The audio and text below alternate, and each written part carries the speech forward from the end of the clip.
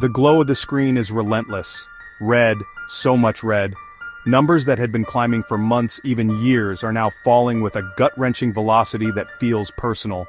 It's not just data on a screen, it's your future. The down payment you saved for the college fund for your kids, the retirement you dreamed of. Each flicker downward is a small theft of that future. Your phone buzzes incessantly with notifications, each one a fresh wave of bad news. The headlines scream, "Bloodbath market in freefall." It feels like the world is ending, 1 percentage point at a time, and you are standing still, watching it all burn down around you.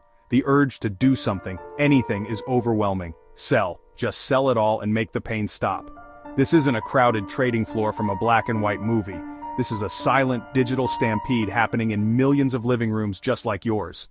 To understand why we panic when markets fall, you have to look past the stock tickers into the ancient wiring of your own brain.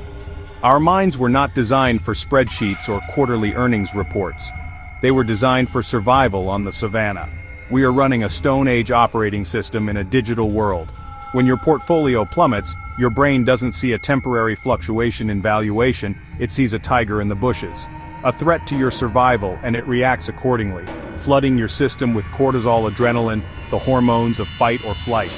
Your heart rate spikes, your breathing becomes shallow and rational. Long-term thinking is compromised. This primal response is managed by the amygdala. Think of it as your brain's alarm system.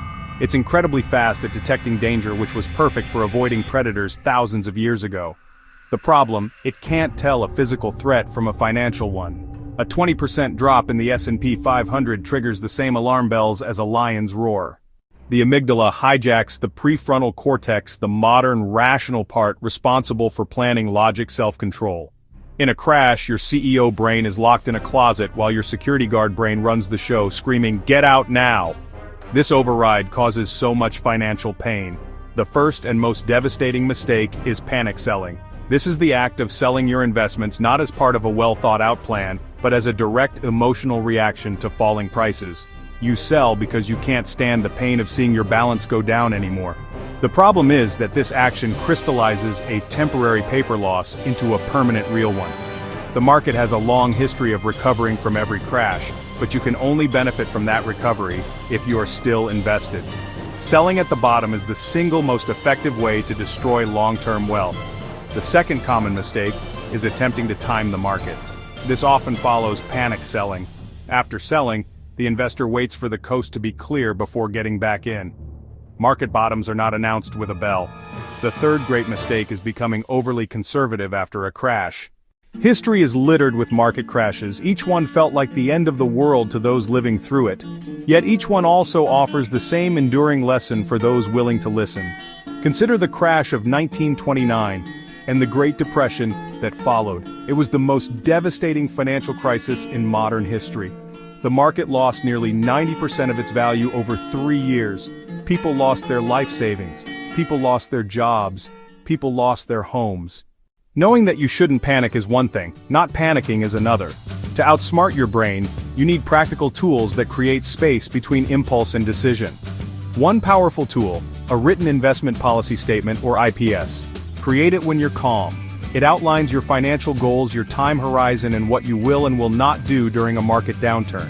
Example, during a market decline of 20% or more, I will not sell my equity holdings. Instead, I'll review cash and consider rebalancing by buying more stocks. This document becomes your anchor in a storm. Another essential tool, automation. Human intervention is the enemy in a crisis. Remove emotions from the process. Set up automatic contributions every month or every paycheck. This is dollar cost averaging. It forces correct behavior without thinking. When the market is down, your contributions buy more shares. When it's up, they buy fewer. You're buying low and relatively selling high without timing the market.